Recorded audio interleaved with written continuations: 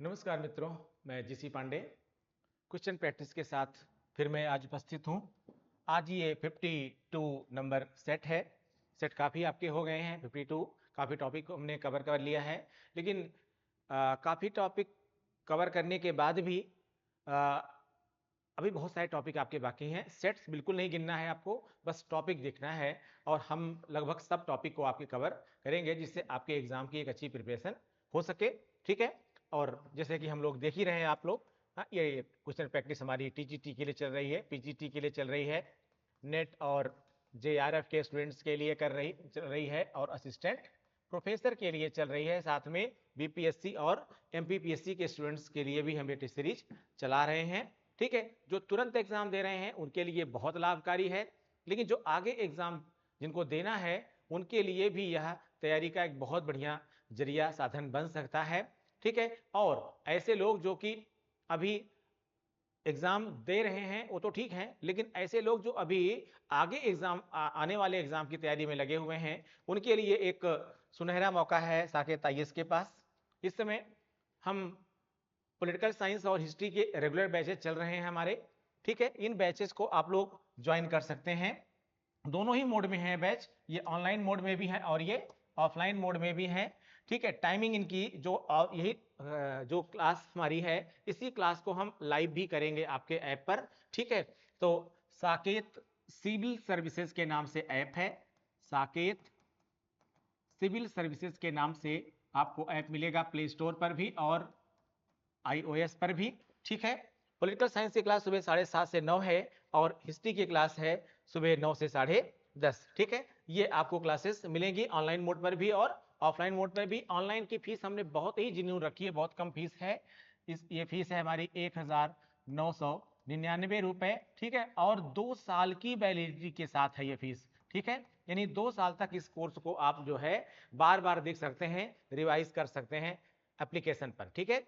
और ठीक है, तो ये मैंने एक सामान्य सूचना दी आपको। आइए स्टार्ट करते हैं क्वेश्चन प्रैक्टिस, नहीं तो आप लोग कहेंगे कि बकवास कर रहे हैं सर आज। निम्नलिखित में से किस एक अधिकार को विधिक सामर्थ्य प्राप्त नहीं है? निम्नलिखित में से किस एक अधिकार को विधिक सामर्थ्य यानी कानूनी ताकत प्राप्त नहीं है? नैतिक अधिकार, नागरिक अधिकार, राजनीतिक अधिकार या फिर मौलिक अधिकार, किसको प्राप्त नहीं है?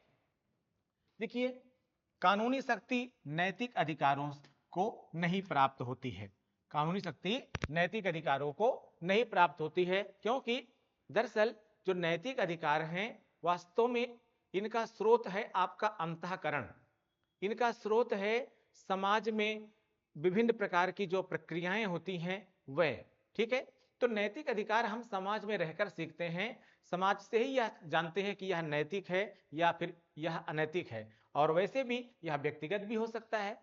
व्यक्तिगत रूप में हमें कोई चीज नैतिक लगती है, लेकिन हो सकता है कि अगले को क्या लगे, वो अनैतिक लगे। ठीक है। तो नैतिकता अनैतिकता का निर्धारण भी कभी कभी समाज भी करता है और कभी कभी व्यक्ति स्वयं भी करता है, लेकिन उसका कोई भी संबंध जो है विधिक व्यवस्था या कानून से नहीं होता है। तो आंसर होगा इसमें ए। अगला क्वेश्चन देखते हैं।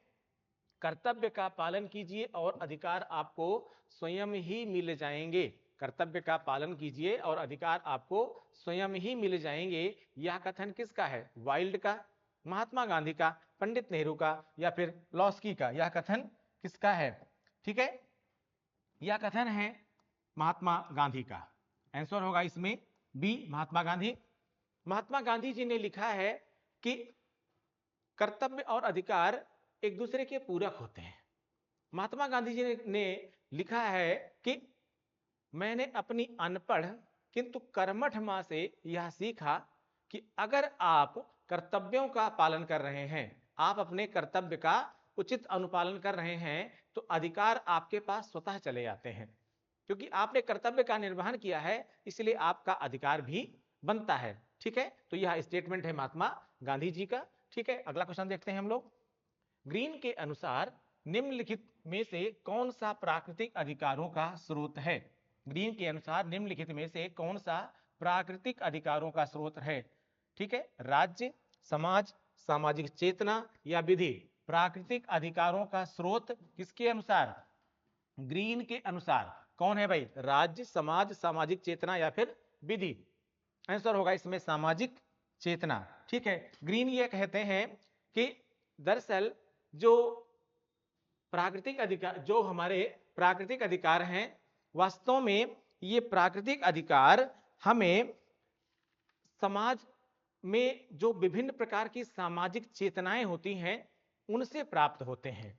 ग्रीन का यह मानना था कि अगर समाज विहीन प्राकृतिक अवस्था से हम इन अधिकारों को प्राप्त करने की बात करते हैं तो वास्तव में यह गलत है, क्योंकि यह मानते थे ग्रीन साहब कि हम प्राकृतिक अधिकारों को इसीलिए स्वीकार ही करते हैं क्योंकि ये विभिन्न प्रकार की वह सामाजिक चेतनाएं हैं जो किसी भी व्यक्तित्व के निर्माण के लिए आवश्यक दशाएं उत्पन्न करती हैं, यानी किसी के व्यक्तित्व के निर्माण के लिए यह आवश्यक है। यानी अगर सामाजिक चेतना से प्राप्त अधिकार का उपयोग हम अपने व्यक्तित्व निर्माण के लिए नहीं करते हैं तो इसका मतलब यह है कि व्यक्तित्व विकास में समाज का कोई योगदान ही नहीं रह जाएगा, जबकि हम अपने व्यक्तित्व को जिस समाज में रहते हैं उसी के अनुसार विकसित ही करते हैं, ऐसा ग्रीन का मानना था। ठीक है, तो आंसर क्या होगा इसमें? सी हो जाएगा। आइए अगला क्वेश्चन देख लेते हैं। अगला क्वेश्चन कह रहा अधिकारों के ऐतिहासिक सिद्धांत की मूल विशेषता है। अधिकारों के ऐतिहासिक सिद्धांत की मूल विशेषता है। अधिकार प्राकृतिक रूप के होते हैं, अधिकार राज्य की देन होते हैं, अधिकार समाज की देन है, अधिकार परंपराओं की देन है। ऐतिहासिक सिद्धांत क्या कहता है? वास्तव में ऐतिहासिक सिद्धांत कहता है कि जो अधिकार हैं वो किसकी देन है? परंपराओं की देन है। ठीक है, जो ऐतिहासिक सिद्धांत वो क्या है? इतिहास क्या होती है? इतिहास परंपरा ही होती है।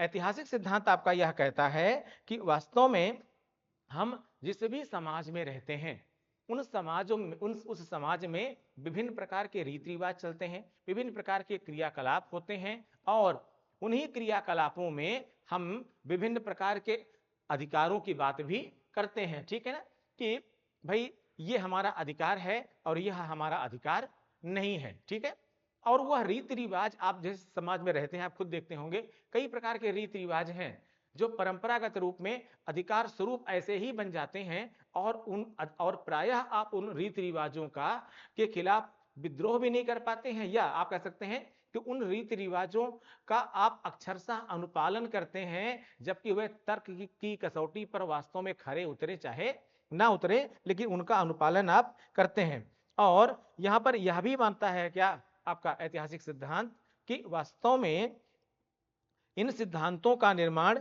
ना तो राज्य के द्वारा किया जाता है और ना ही किसी और के द्वारा किया जाता है और ना ही ये प्राकृतिक होते हैं, वास्तव में यह परंपरागत होते हैं और परंपरागत रूप में ही चलते आते हैं, परंपरागत रूप में ही चलते आते हैं। ठीक है, चलिए तो ये हुआ इसमें डी आंसर। अगला क्वेश्चन, निम्नलिखित में से कौन सा युग्म सुमेलित नहीं है? सुमेलित नहीं है, नहीं पर फोकस करना है आपको। कौन सा सुमेलित नहीं है? प्राकृतिक अधिकारों का सिद्धांत क्या कहता है भाई? अधिकार पूर्व नागरिक और पूर्व सामाजिक है। बिल्कुल सही कहता है ये। प्राकृतिक अधिकार कहता है कि अधिकार पूर्व नागरिक और पूर्व सामाजिक हैं, मतलब यह है कि यह समाज से पहले के अधिकार हैं, नागरिक से ही समाज बनता है, तो जब नागरिक नहीं तो समाज कहां से रहेगा? सही कहता है। अधिकारों का वैधानिक सिद्धांत, ठीक है, वैधानिक अधिकारों का सिद्धांत, अधिकारों का वैधानिक सिद्धांत, अधिकार राज्य की कृति है। ठीक है, वैधानिक सिद्धांत यह कहता है कि राज्य के द्वारा ही अधिकार बनाए जाते हैं, यह भी सही है। सी कह रहा अधिकारों का ऐतिहासिक सिद्धांत, ऐतिहासिक सिद्धांत अभी मैंने आपको बताया कि यह कहता है अधिकार क्या है? परंपराओं की उपज है, यह भी सही है। तो गलत क्या है भैया? अधिकारों का यथार्थवादी सिद्धांत, अधिकार मनुष्य की शक्तियां हैं। दरअसल आप इसको पढ़ना ही छोड़ दीजिए, ऐसा कोई भी सिद्धांत बनाया ही नहीं गया, यथार्थवादी सिद्धांत जैसा कोई सिद्धांत बनाया ही नहीं गया है ही नहीं। ठीक है, इसका मतलब यह है कि इसके हिसाब से आंसर क्या सही हो जाएगा भाई? आंसर आपका डी सही हो जाएगा, ये गलत है। ठीक है, यह सही सुमेलित नहीं है। अगला क्वेश्चन, निम्नलिखित में से किसने अधिकारों को निजी तथा निम्नलिखित में से किसने अधिकारों को निजी तथा सार्वजनिक अधिकारों में विभाजित किया है? निम्नलिखित में से किसने अधिकारों को निजी तथा सार्वजनिक अधिकारों में विभाजित किया है? लॉक, बर्क या फिर मिल या फिर स्पेंसर? लॉक, बर्क मिल या स्पेंसर।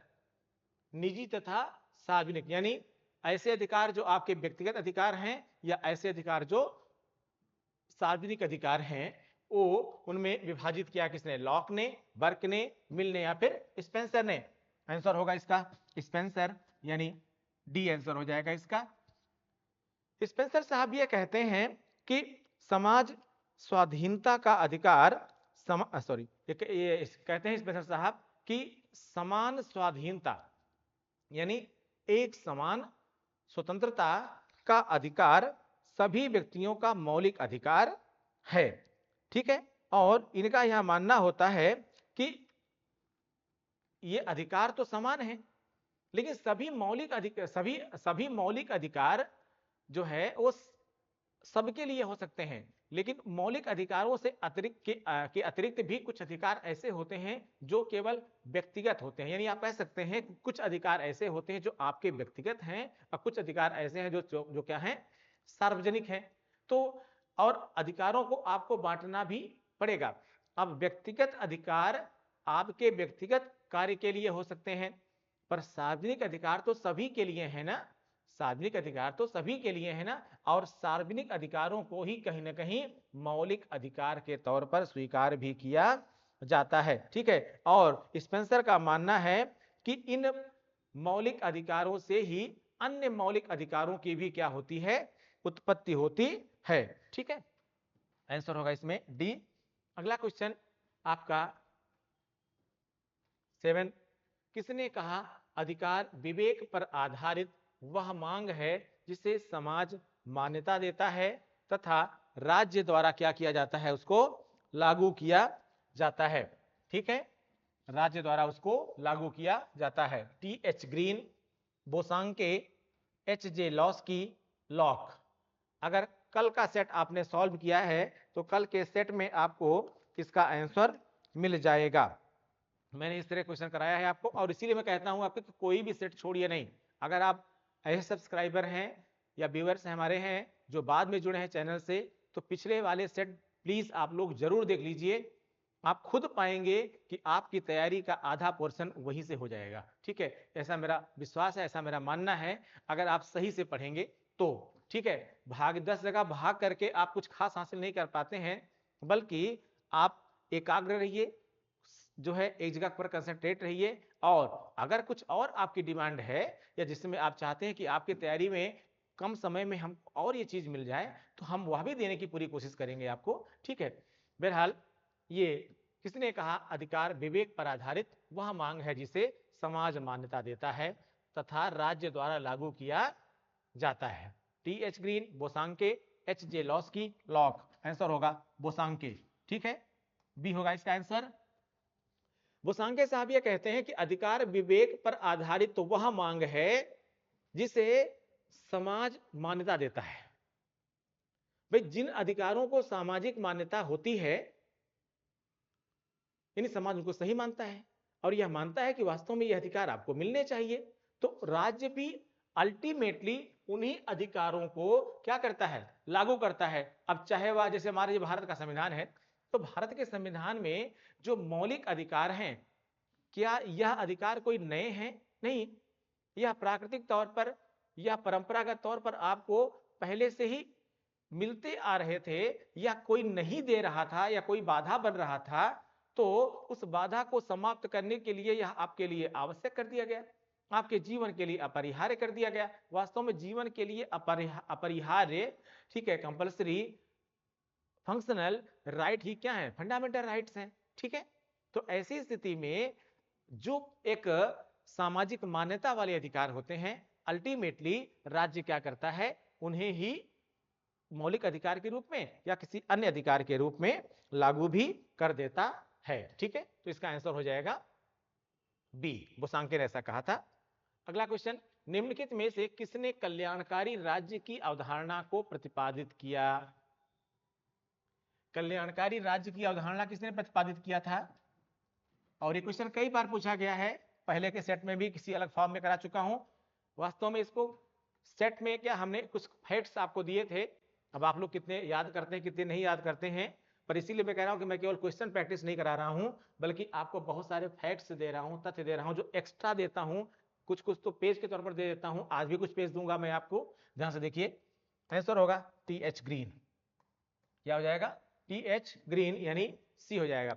TH ग्रीन साहब ने राज्य के कार्यों की व्याख्या आप जानते हैं थोड़ा बहुत नकारात्मक रूप में की। नकारात्मक रूप से सेंस हमारा यह है कि वो कहते हैं कि राज्य का कार्य है बाधाओं को बाधित करना।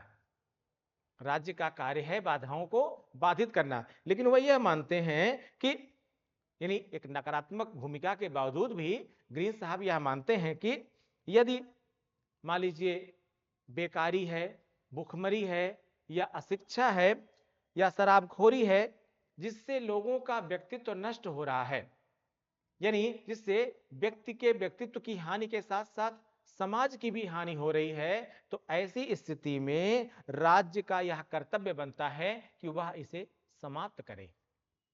अशिक्षा समाप्त करे, शराबखोरी बंद करे, भुखमरी पर रोक लगाए,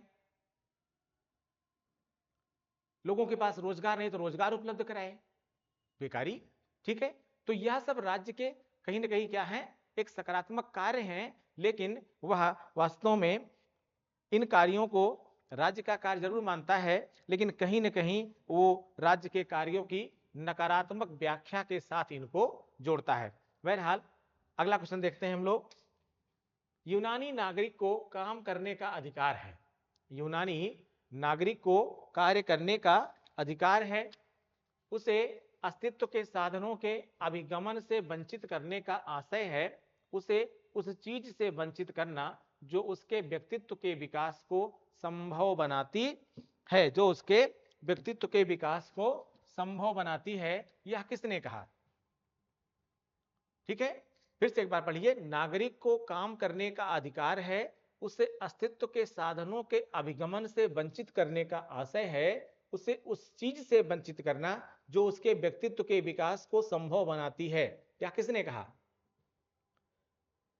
2 दिन पहले ऑफलाइन क्लास में एक बच्चा क्वेश्चन पूछ रहा है कि सर जब बड़ा क्वेश्चन आ जाता है तो बीच में पढ़ते समय ध्यान भटक जाता है और उससे हमको बार बार पढ़ना पड़ता है, या कभी कभी समझ में नहीं आता क्वेश्चन। तो इसका आंसर आप लोगों के, शायद आप लोगों को भी समस्या होती होगी ऐसी। इसका सामान्य सा बेटा आंसर है कि पहली चीज तो कंसंट्रेशन को मेंटेन करिए। जब पढ़ना शुरू करिए तो कंसंट्रेट होकर पढ़िए। दूसरा, कोशिश करिए रील से दूर रहिए। कोशिश कीजिए कि रील से दूर रहिए, क्योंकि जो ऐसे ऐसे करने की आदत पड़ जा रही है ना आपकी, कुछ देर रुक ही नहीं पाएंगे। हम लोग भी पूरा का पूरा हमारे पास डिटेल होता है। जो YT स्टूडियो पर देखते हैं तो पता चल रहा है कि शायद ही कोई वीडियो यानी ऑन एवरेज जो वीडियो की वॉचिंग आवर होता है वो लगभग 15, 16, 17 और 20 मिनट तक का ही जाता है, इससे ऊपर नहीं जा पाता। इसका मतलब है कि आप लोग भी जो है वीडियो पर ठहर करके देख पाते हैं, शायद ही ऐसा होता होगा, और यही ठहराव आपकी समस्या बन जाता है। जबकि हमसे एक बार एक बच्चा भी कैसे कह रहा था कि सर जो अच्छे क्वेश्चन हो उनको स्टार्टिंग में ही करा दीजिए, कि कुछ देर बाद वहां से हट जाते हैं, कभी कभी बोर हो जाते हैं कभी वीडियो देखते देखते। अब बताइए, आपका जिससे जीवन बनना है उससे आप बोर हो जाते हैं। ये कुछ चंद सालों की बेटा मेहनत होती है, उसके बाद आपका जीवन सुधर जाएगा, आपका जीवन बन जाएगा। ठीक है, अदरवाइज और एक गवर्नमेंट जॉब आप पा जाएंगे तो बहुत अच्छा रहेगा बेटा, क्योंकि जो प्राइवेट वर्क होता है ना, उसमें दूसरों की जेब से पैसा निकालना ईमानदारी के साथ इतना आसान नहीं होता है। ठीक है, और आज आप ये बात भी याद रख लीजिएगा, सबसे सरल काम है पढ़ाई करना, सबसे सरल काम है। और नहीं तो जाकर के तुलना कर लीजिएगा, आप खुद पाएंगे कि सबसे सरल काम पढ़ाई करना है, क्योंकि इसके बाद जितने भी काम करेंगे आप, वह सब इससे कठिन काम है। कोई भी काम करेंगे आप, सब इससे कठिन कार्य हैं। इसलिए पूरा फोकस करिए किस पर?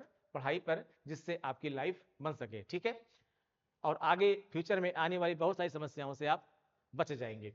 फिर भी एक बार क्वेश्चन क्या कह रहा है कि नागरिक को काम करने का अधिकार है, उसे अस्तित्व के साधनों के अभिगमन से वंचित करने का आशय है, उसे उस चीज से वंचित करना जो उसके व्यक्तित्व के विकास को संभव बनाती है। यह कथन है लॉस्की का। इसका कथन है लॉस्की का, आंसर होगा सी। ठीक है, लॉस्की साहब यह कहते हैं कि अगर किसी व्यक्ति को उस चीज से वंचित नहीं किया जाना चाहिए जिसकी उसको नितांत आवश्यकता है, जैसे शिक्षा ही है।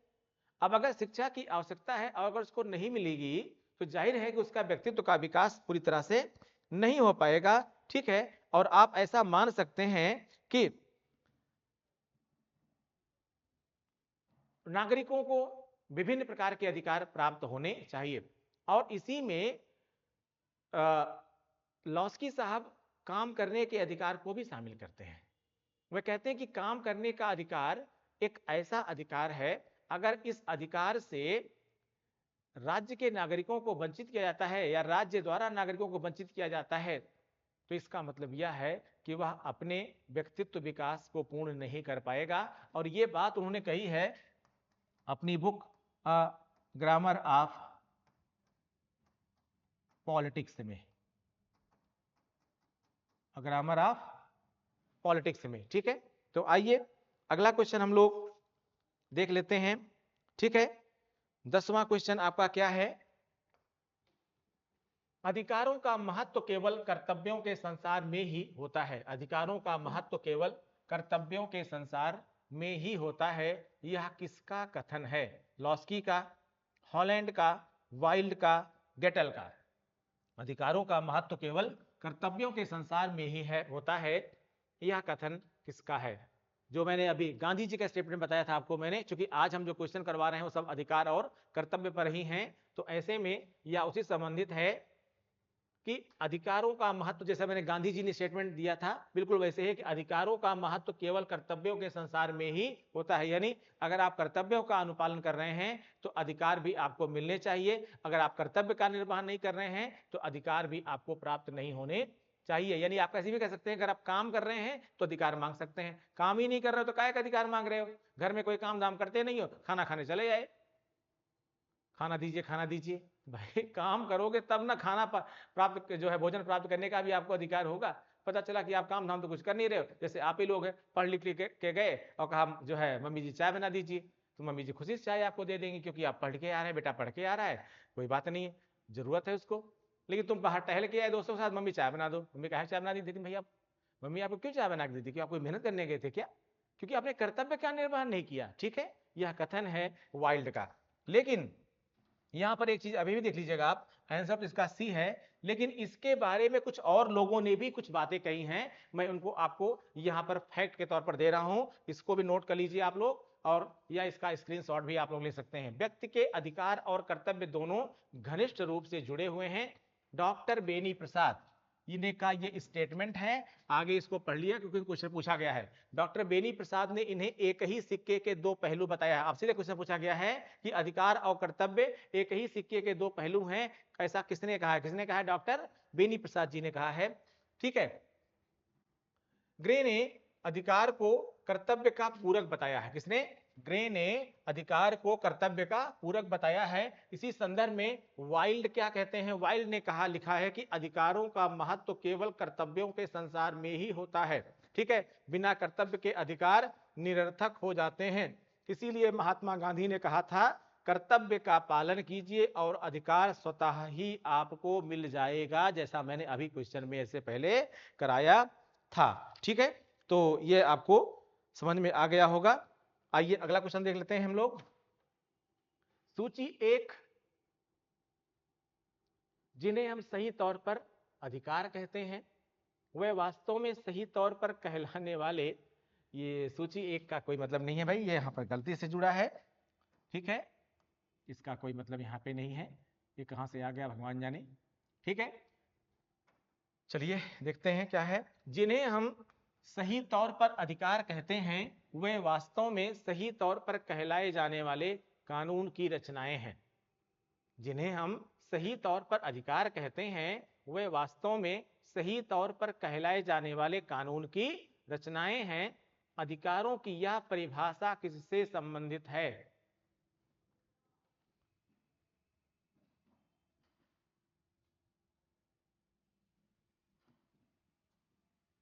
कानून ही क्या करता है आपको? कानून ही क्या करता है आपको? अधिकार देता है। ठीक है, यानी और ये किसके द्वारा बनाया जाता है भाई? राज्य के द्वारा बनाया जाता है। ये बात किसने कही है? ये बात कही है बेंथम ने। किसने कही है? बेंथम ने। कथन और कारक के क्वेश्चन थोड़े कथन के जो क्वेश्चन होते हैं, जो स्टेटमेंट के क्वेश्चन होते हैं, थोड़े से वे टफ इसलिए हो जाते हैं कि उनको आपको रटना पड़ता है, और अगर आप नहीं रटेंगे तो काम भी आपका नहीं चलेगा, ठीक है, इसलिए थोड़ा सा रटना पड़ेगा। इसीलिए मैं आपको एक क्वेश्चन के साथ जब कोई ऐसा आता है तो मैं और भी स्टेटमेंट उससे रिलेटेड जो होते हैं उनको यहां पर बेटा मैं दे देता हूं, ठीक है। तो ये बात तो बेंथम ने कही है, कौन सी? कि जिन्हें हम सही तौर पर अधिकार कहते हैं वह वास्तव में सही तौर पर कहलाए जाने वाले कानून की रचनाएं हैं, ये बेंथम कहता है। लेकिन कुछ और फैक्ट्स भी हैं, नोट किया है हमने। बेंथम और क्या क्या कहता है, जरा बेंथम संबंधित कुछ फैक्ट्स हैं, स्क्रीनशॉट लीजिए इसका आप लोग, उसको भी मैं समझाऊंगा आपको। बेंथम कहते हैं कि प्राकृतिक अधिकारों की कल्पना को नितांत घृणा और उपेक्षा के दृष्टि से देखता था। बेंथम क्या है? बेंथम प्राकृतिक अधिकारों की कल्पना को, यानी ये प्राकृतिक अधिकारों का समर्थन नहीं करता है, को नितांत घृणा और उपेक्षा की दृष्टि से देखता है, ठीक है। और क्या कहता है बेंथम? बेंथम केवल उन्हीं अधिकारों के अस्तित्व को स्वीकार किया करता है जिन्हें राजकीय संरक्षण प्राप्त हो, यानी जिन्हें राज्य द्वारा संरक्षित किया गया है। बेंथम के अनुसार केवल उन्हीं अधिकारों के अस्तित्व को स्वीकार किया जा सकता है जिन्हें राजकीय संरक्षण प्राप्त हो, ठीक है, यानी विधिक अधिकार का समर्थन करता है। और क्या कहता है बेंथम? बेंथम के अनुसार अधिकतम व्यक्तियों के अधिकतम सुख, अधिकतम, इसका क्वेश्चन करा चुका हूं पहले मैं, आपको याद होगा, अधिकतम व्यक्तियों के अधिकतम सुख का सिद्धांत ही निर्धारित करता है कि व्यक्ति को कौन से अधिकार प्राप्त होने चाहिए, ठीक है। अधिकतम यानी जिस बात को अधिकतम व्यक्ति स्वीकार करे, अधिकतम व्यक्तियों के द्वारा समर्थन उस अधिकार को प्राप्त हो, वास्तव में जो है वही निर्धारित होता है कि कौन कौन से अधिकार लोगों को प्राप्त होने चाहिए, यानी जिनका अधिकार जिन अधिकारों का समर्थन बहुसंख्यक द्वारा किया जाए, बहुसंख्यक व्यक्तियों द्वारा किया जाए, उन्हीं अधिकारों को राज्य को, व्यक्तियों को देना भी चाहिए, ऐसा बेंथम कहता है, ठीक है। आइए अगला क्वेश्चन देख लेते हैं हम लोग।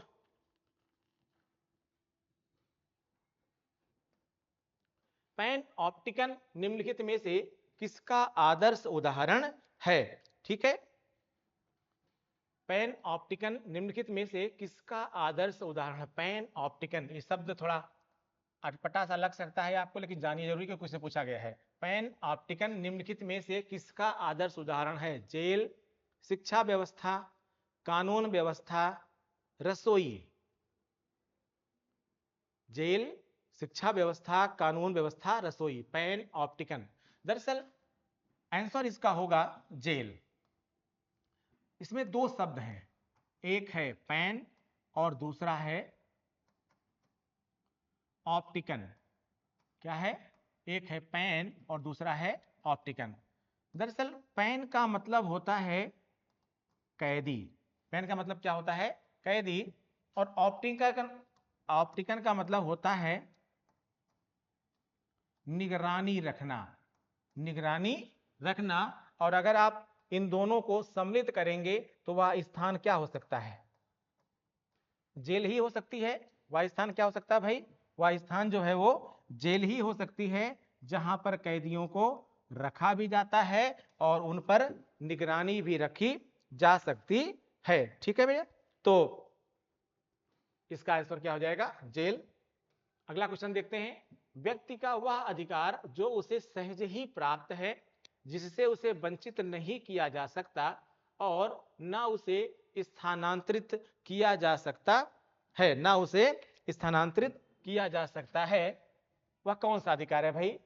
व्यक्ति का वह अधिकार जो उसे सहज ही प्राप्त है, जिससे उसे वंचित नहीं किया जा सकता है और ना ही उसे स्थानांतरित किया जा सकता है, कौन सा अधिकार है?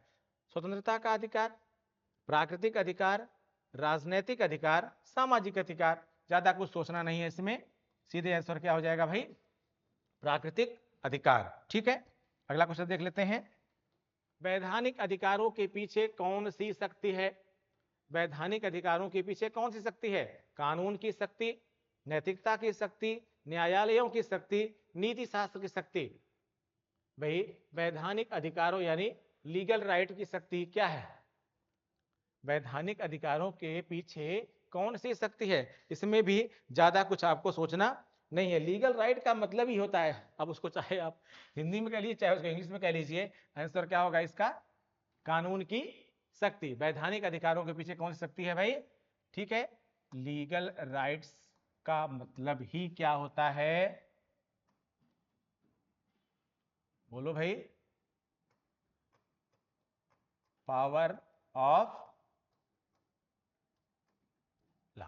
ठीक है ना, आंसर क्या होगा? ए, यानी कानून की शक्ति। अगला क्वेश्चन, लास्ट क्वेश्चन, निम्नलिखित में से कौन एक अधिकारों के कानूनी सिद्धांत का समर्थक नहीं है? निम्न में से कौन एक अधिकारों के कानूनी सिद्धांत का समर्थक नहीं है? अरस्तु, प्लेटो, सुकरात या फिर इनमें से कोई नहीं। कानूनी सिद्धांत का समर्थक कौन नहीं है भाई? ये गलत हो गया है विकल्प, इसमें ये ऑप्शन गलत हो गया है। ठीक है, कौन एक अधिकारों के कानूनी सिद्धांत का समर्थक नहीं है, ये ऑप्शन गलत है। इसमें वास्तव में कोई भी नहीं होगा, इसमें से कोई नहीं को काट दीजिए तो आपको आंसर तुरंत मिल जाएगा इसमें। और मैं एक नाम लिख दे रहा हूं, इसे मुझे बोलना नहीं चाहिए था पर मैंने बोल दिया तो कोई बात नहीं। ठीक है, और इसका आंसर क्या हो जाएगा? इसका आंसर हो जाएगा लॉक। क्या हो जाएगा इसका आंसर? लॉक। ठीक है, तो आंसर होगा इसमें डी। निम्नलिखित में से कौन एक अधिकारों के कानूनी सिद्धांत का समर्थक नहीं है? तो अधिकारों के कानूनी सिद्धांत का समर्थक इनमें से कौन नहीं है भाई? लॉक नहीं है। आंसर क्या हो जाएगा? डी हो जाएगा। आप जानते हैं कि जॉन लॉक प्राकृतिक अधिकारों का समर्थक है, प्राकृतिक अधिकारों का समर्थक है। वास्तव में वह विधिक अधिकार का समर्थन या विधिक सिद्धांत का समर्थन नहीं करता है। वह यह मानता है कि कुछ अधिकार राज्य की उत्पत्ति से पहले थे, कुछ अधिकार समाज की उत्पत्ति से भी पहले से समाज की उत्पत्ति से भी पहले थे, यानी हो सकता है कि मनुष्य की उत्पत्ति से भी पहले रहे हों। ठीक है, वह कहता है कि यह प्राकृतिक अधिकार हैं जो हमें राज्य ने नहीं दिया, बल्कि यह हमें प्रकृति के द्वारा स्वतः ही प्राप्त हुए हैं। और इन अधिकारों में वह तीन चीजों को मानता है। किसको मानता है भाई? जीवन का अधिकार। किसका? जीवन का अधिकार। इसके अलावा वह कहता है स्वतंत्रता का अधिकार, और वह कहता है, इसकी बात करता है संपत्ति का अधिकार। संपत्ति का अधिकार। ठीक है, वह कहता है कि जीवन का अधिकार, संपत्ति का अधिकार, स्वतंत्रता का अधिकार, ये वो अधिकार है जो हमें प्राकृतिक तौर पर प्राप्त हुए हैं। ये किसी कानून के द्वारा नहीं दिए गए हैं। वास्तव में व्यक्ति के जन्म के साथ ही यह अधिकार हमको प्राप्त हो जाता है। ठीक है, तो यह थे मित्र कुल आपके 15 क्वेश्चन। ठीक है, मिलते हैं फिर से अगले सेट के साथ। Thank you.